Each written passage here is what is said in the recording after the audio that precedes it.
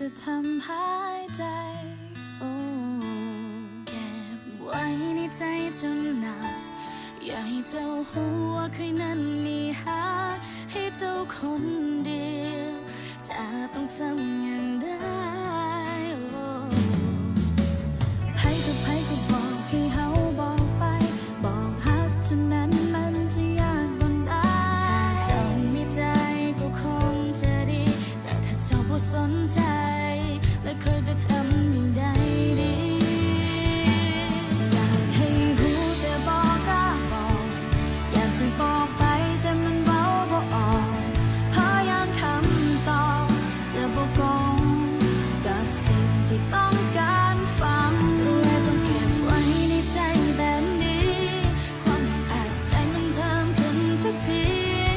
จะบอกหานั้นมันบ่ง่ายอย่างที่ไผเขาคิดกัน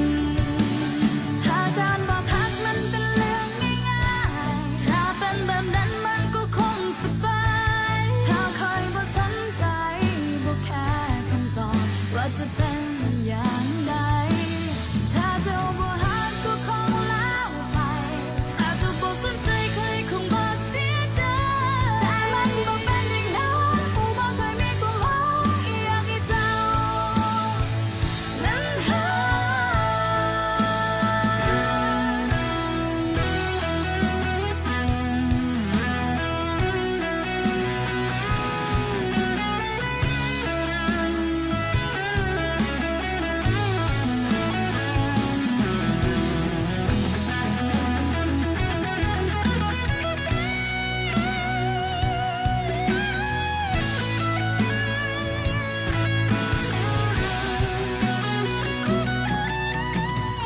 ไผก็บอกให้เฮาบอกไป